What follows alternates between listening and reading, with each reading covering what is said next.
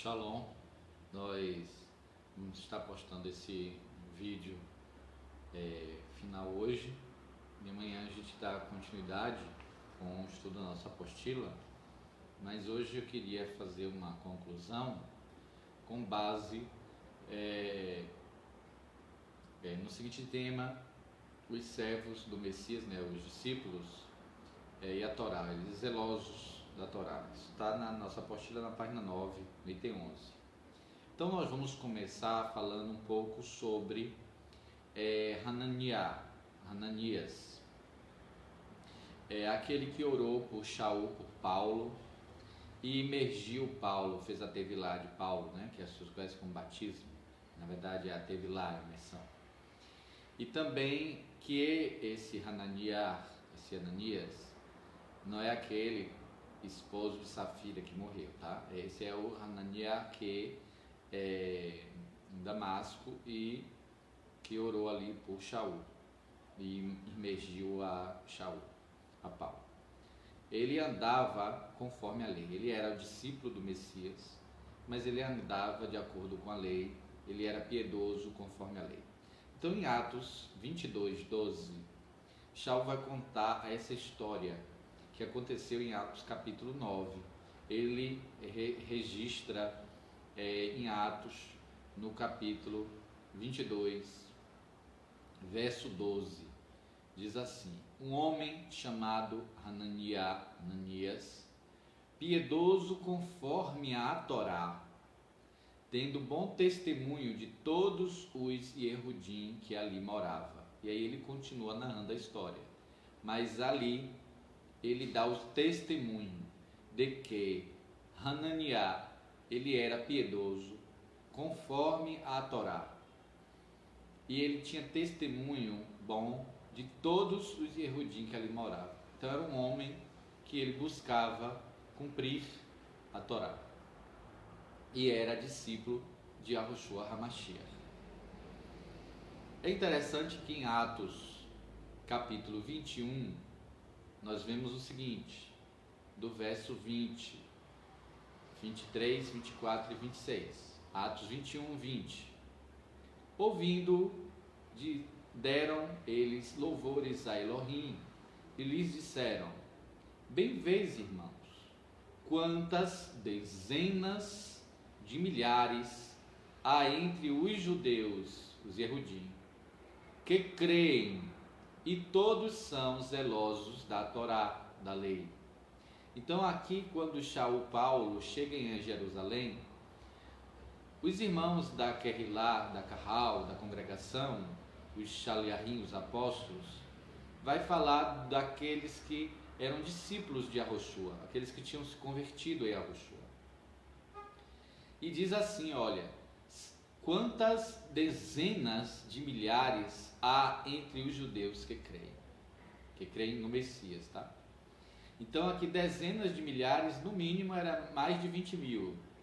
Então eram dezenas de milhares. Então dezenas de milhares não era só 20 mil, bem mais. E todos são zelosos da Torá. Então o fato de eles crerem no Messias não tinha feito deles abandonarem a Torá, porque eles sabiam que o Messias não veio abolir a Torá, mas veio cumpri-la, torná-la plena, e que a nova aliança é escrever a Torá no coração, é colocar a Torá no nosso interior. Então no verso 23, a gente está em Atos 21, agora vamos para o 23. Eu li o 20, agora vamos para o 23. Faze, pois, o que te vamos dizer. E aí o que acontece? Havia um boato que Paulo, Shaul, estava descumprindo a Torá, falando mal da Torá. É o mesmo boato que as pessoas falam hoje. É um boato. E esse boato chegou lá em Jerusalém, chegou aos Talmidim, aos discípulos, aos apóstolos, Shaliahim.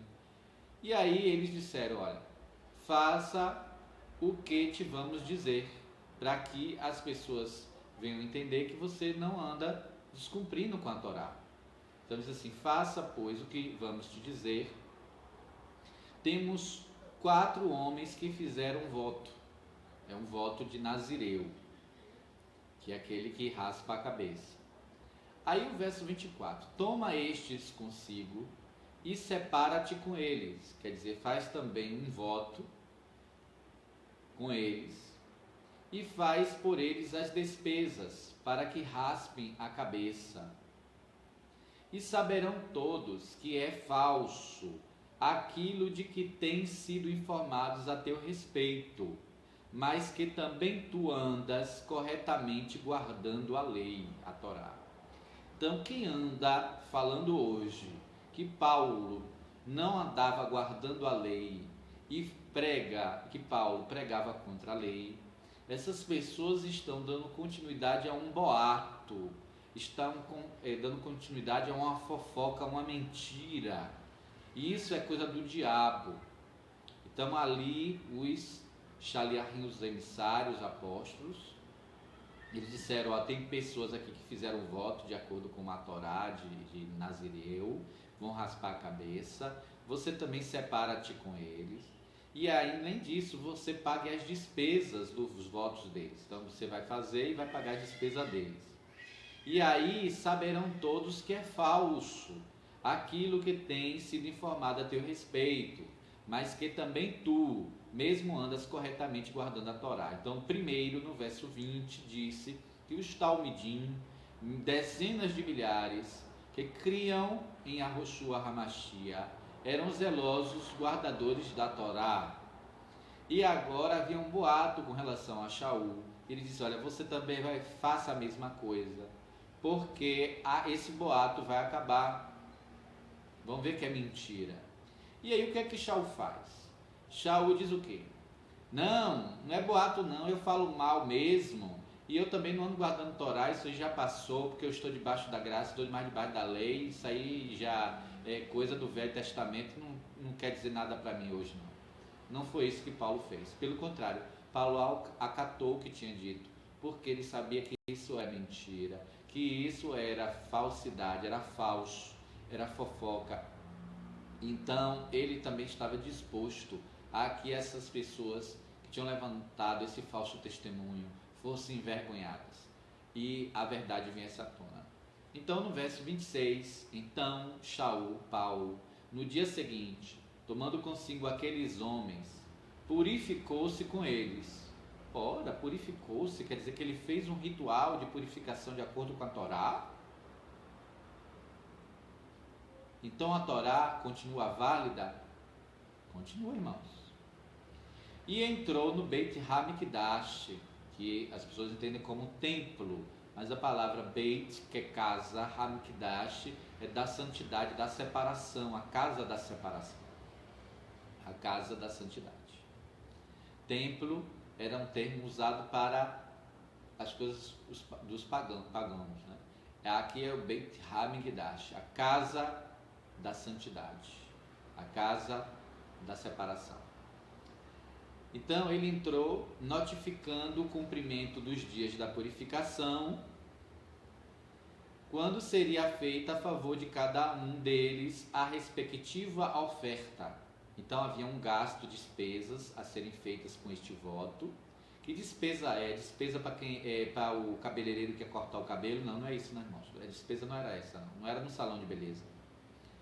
Então, para a gente saber como era, que despesas era essa, que oferta, que custo era esse que Paulo ia pagar por ele e pelos outros que fizeram o voto, a gente tem que ir na Torá para verificar que despesas era essa.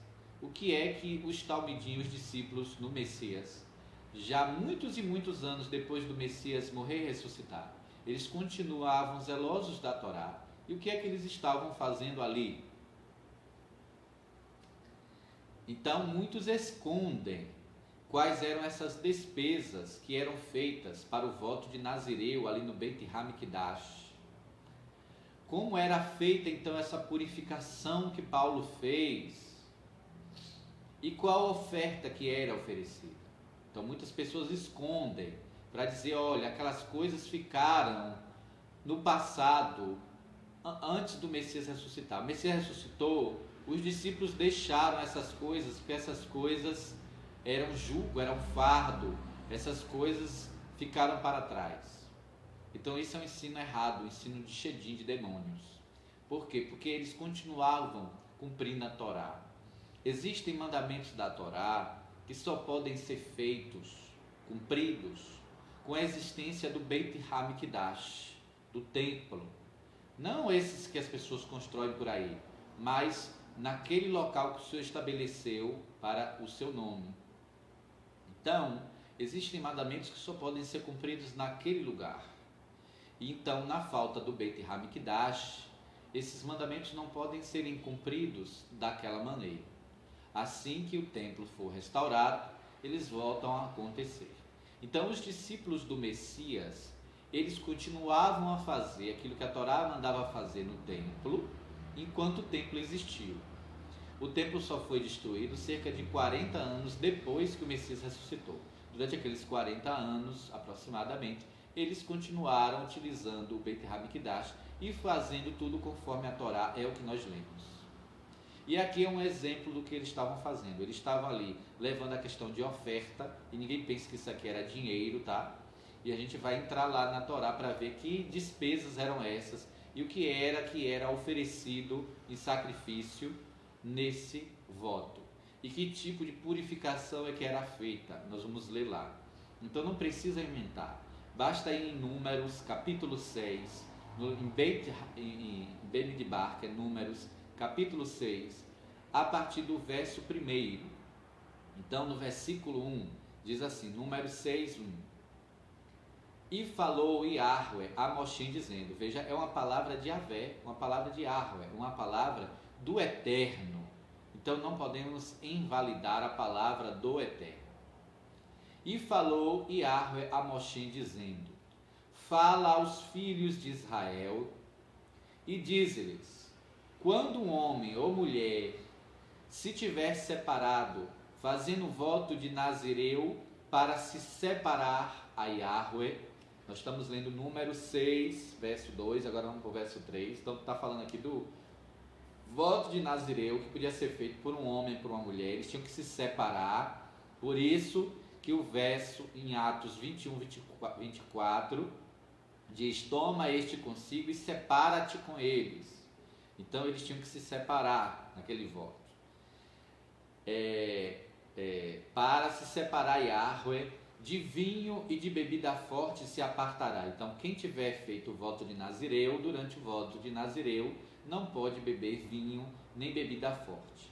Também não pode beber nada de vinagre de vinho, nem vinagre de bebida forte, não beberá. Nem beberá alguma beberagem de uvas. Então não podia tomar suco de uvas, nada feito de uvas. Nem uvas frescas, também não podia chupar uvas. E nem secas comerás, então também não podia comer passas, não podia comer nada derivado de uvas. Isso aí é o voto de Nazireu. Então naquele período ali que Shaul se separou, ficou sem comer isso, junto também com e beber isso, sem beber e sem comer essas coisas, como aqueles outros 4 irmãos. Todos os dias do voto do seu nazirado, sobre a sua cabeça não passará navalha, até que se cumpra os dias que se separou a Yahweh. Em Kadosh, quer dizer, separado será, deixando crescer livremente o cabelo da cabeça. Então, naquele período, não podia cortar o cabelo, não podia passar a navalha. Todos os dias que se separar para Yahweh, não se aproximará do corpo de um morto. Então, se alguém morresse, família, o que fosse, eles não podiam se chegar a um morto. Verso 8. Todos os dias do seu nazireado, separado serás a Yahweh, Kadosh, né? Separado, santo. Agora vem o verso 13. E esta é a lei do nazireu. No dia em que se cumprir os dias do seu nazireado, então no dia que for concluir o voto, tirá-lo-ão ou trá-lo-ão à porta da tenda da congregação. Então naquele período dos Talmidim já não era a tenda da congregação, não era o tabernáculo, era então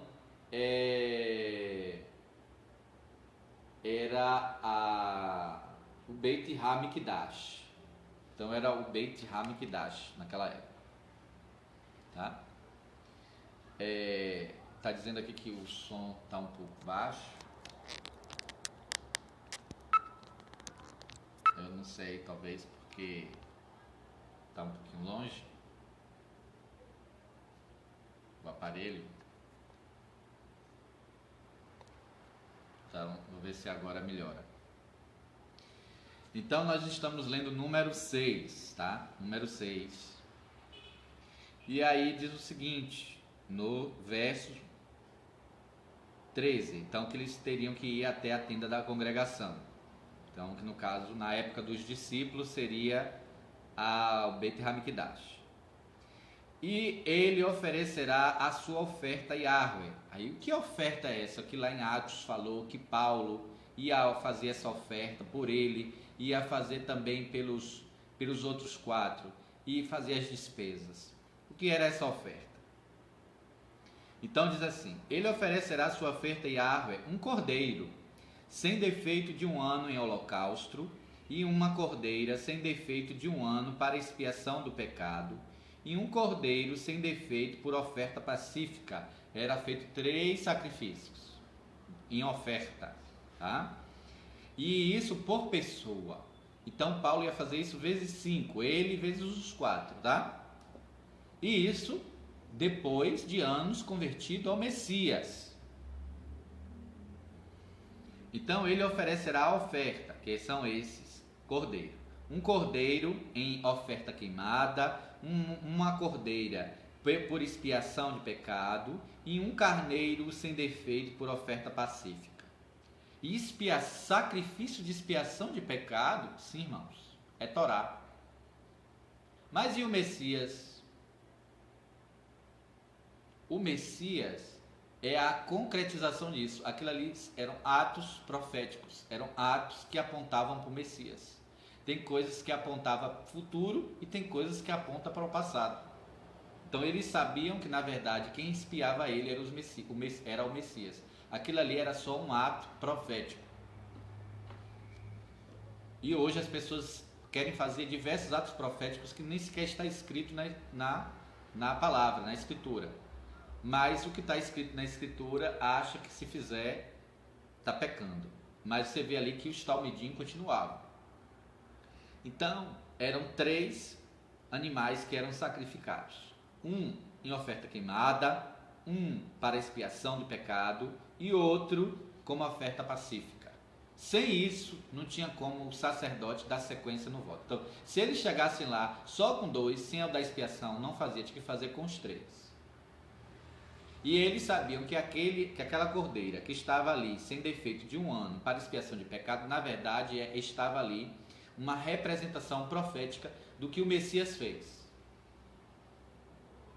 Isso as pessoas escondem. Mas foi o que Shaul e os talmidins eram acostumados a fazer mesmo depois de crer no Messias. Era só isso que era ofertado ali? Não. Verso 15. E um cesto de pães ázimos, de matzá, tá? De matzá. Bolos de flor de farinha com azeite, amassados, e cozerão ázimos untados com azeite, como também a sua oferta de alimentos e as suas libações, que é o vinho que era derramado lá também no altar. Irmãos, tudo isso era caro. Era pães da melhor farinha, que a flor de farinha quer dizer a farinha mais fina, de melhor qualidade. Era também ofertas de alimentos e libações. Tudo isso não encerrou com a Brit Hadashah, com o Novo Testamento. Porque a nova aliança escreveu a Torá no coração, não anulou. Apenas o sentido mudou. Agora que se fazia aquilo, antes era profetizando a vida do Messias e agora ela lembrando do que o Messias fez. Só isso. Não é feito hoje porque o Beit Hamikdash não está lá.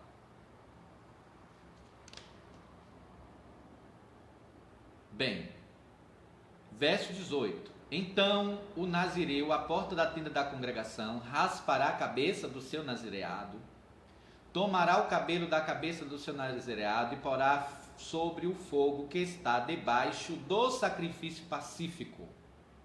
Não eram 3 sacrifícios? Um era o sacrifício, o último era um cordeiro sem defeito por oferta pacífica. Nesse último, era então colocado sobre o fogo que estava debaixo do sacrifício pacífico. Não é de qualquer maneira, raspou a cabeça e queimou de qualquer maneira.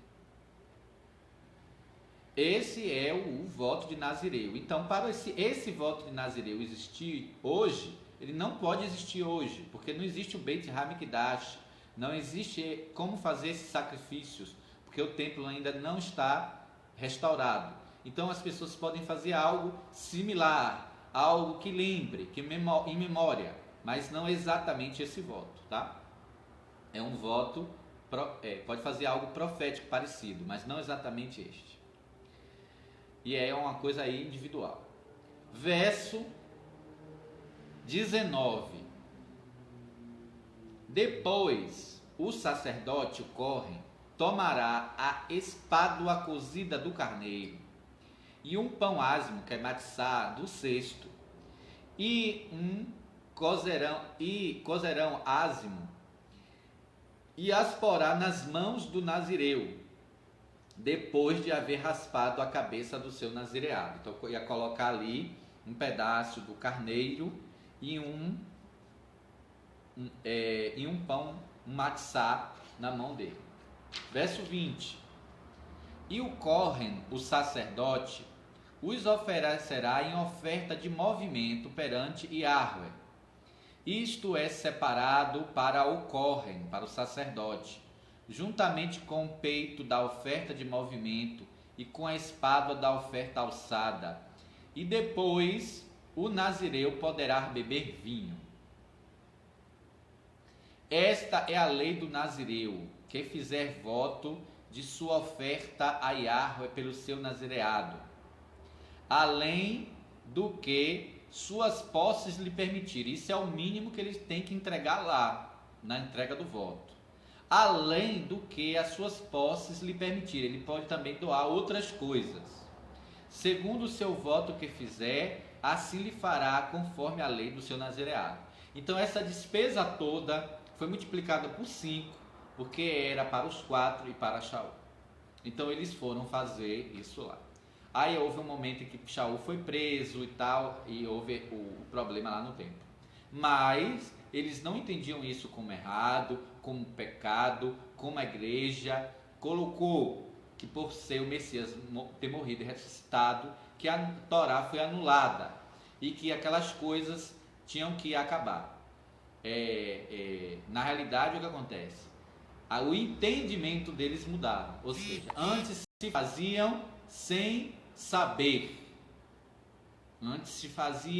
sem saber que aquilo era o Messias, falava do Messias, que aquilo falava da obra do Messias. Agora eles faziam com o entendimento, eles viam aquilo ali, eles pegavam o matzá, mas eles sabiam que aquele pão representava o corpo do Messias.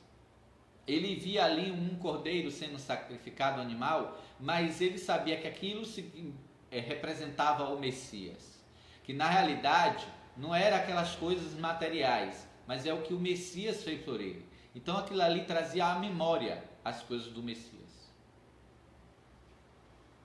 A gente entende, quando a gente pega o pão da ceia, a gente pega ali o cálice com o vinho, que no caso o suco da uva, o mosto, a gente ali entende que aquilo ali, na verdade, ali nós estamos com aquele alimento físico, mas espiritualmente é o corpo e o sangue do Messias. Eles também estavam ali com aqueles elementos físicos ali no altar, aquele cordeiro, o cesto de pães, matzá, o vinho sendo derramado, eles tinham aquilo ali, mas eles sabiam profeticamente o que é que aquilo ali apontava para o Messias que tinha vindo. Então, é uma questão muito interessante de ver. Então, como vimos, os custos do voto e a oferta envolviam para cada pessoa um cordeiro, uma cordeira, um carneiro, um cesto de pães ázimos, bolos de flor de farinha com azeite, oferta de alimentos e as libações que eram de vinho, além do que as suas posses lhe permitiam. Shaul então assumiu a despesa desses 4 homens e mais a dele, ou seja, multipliquem a relação que eu acabei de dizer por 5. Fica claro que apesar da aliança renovada, eles ainda realizavam até mesmo sacrifícios de animais através do sacerdote no Beit HaMikdash, cumprindo a Torá, porque a nova aliança não anula a lei, mas coloca a Torá no nosso interior e a escreve no coração. Shaul fez isso. Então, em cumprimento à Torá, os demais discípulos, inclusive Shaul, todos eram zelosos em cumprir a Torá. O próprio Shaul era fiel à Torá, com as suas próprias palavras. Atos 24:14. Diz assim, Atos 24:14. Porém, confesso-te que, segundo o caminho, que era como chamavam os que seguiam o Messias, segundo o caminho, a que chamam seita, porque não é só a gente que foi chamado de seita. Shaul também era chamado que seguia uma seita, a seita do caminho, que é a mesma seita que a gente segue, a seita que eles chamam que é seita, mas é o caminho. Então, segundo o caminho a que chamam seita, assim eu sirvo Elohim de nossos pais, confiando, crendo, acreditando em todas as coisas que estejam de acordo com a Torá, com a lei, e nos escritos dos profetas, dos Nevim. O fato de Shaul seguir o caminho, Yahushua HaMashiach, não tinha apartado ele da Torá e nem dos profetas. Isso era uma mentira, e essa mentira muitos sobem os púlpitos hoje para pregar. Atos 25, verso 8. O próprio Shaul falando, Paulo. Shaul, porém, defendendo-se, proferiu as seguintes palavras: nenhum pecado cometi contra a Torá dos Yehudim, nem contra o Beit HaMikdash, o templo, a casa de santidade, nem contra César. Então, aquilo que se falava de Paulo, que ele descumpria a Torá porque estava debaixo de graça, isso era uma mentira, uma deturpação do que ele tinha falado. Ele próprio afirma, não cometeu nenhuma transgressão da Torá. Se nenhuma transgressão da Torá Shaul cometeu, ele não cometeu nada disso contra a Torá, é porque ele buscava o quê? Cumprir a Torá, óbvio. Shaul, ele não cria que a Torá tinha sido anulada. Apenas ele sabia que a salvação era pelo favor imerecido do Messias, do Pai através do Messias. Mas que isso não anulou a Torá. Ele cumpria por amor e obediência, e não para se auto-justificar. Então, nesse áudio de hoje, eu concluo essa pequena reflexão com relação a essa parte dos discípulos, que eles eram crentes do Messias e eles eram zelosos cumpridores da Torá. Crentes zelosos na Torá. No outro áudio de amanhã, nós vamos para o item 12 da apostila, que fala de Paulo, Shaul, e o uso da Torá nos seus ensinos. Nós vimos o Messias usando a Torá nos ensinos, antes e depois da ressurreição. Nós vimos nesse vídeo agora, que os discípulos, mesmo depois da morte e ressurreição do Messias, seguem ao Messias e continuam guardando a Torá, porque não tinha como ser diferente, porque a nova aliança é escrever a Torá no coração e colocar a Torá interiormente. Então, mantém-se a Torá. No próximo vídeo de amanhã, nós vamos refletir sobre Paulo, Shaul, quando ele usava a Torá para ensinar os discípulos do Messias. Em diversos textos, diversas cartas, ele usa a Torá como base do seu ensino. Então, se a Torá tivesse sido anulada, ele não teria que ir usando. Então, irmãos, como nós ouvimos aqui, Paulo, Shaul, ele não tinha desprezado a Torá, ele permanecia. E que o que estávamos falando, de que ele tinha abandonado a Torá, era falso, era fofoca, era mentira. Então, a gente tem que parar e pensar, o que é que nós estamos pregando? A fofoca, a mentira de que Paulo rejeitou a Torá porque está na nova aliança?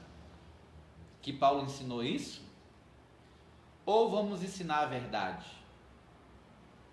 Então eu prefiro a verdade, que é o que está na Escritura.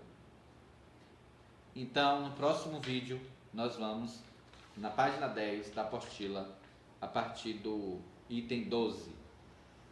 Então, shalom, vocês podem deixar suas dúvidas e a gente vai estar tratando no próximo áudio.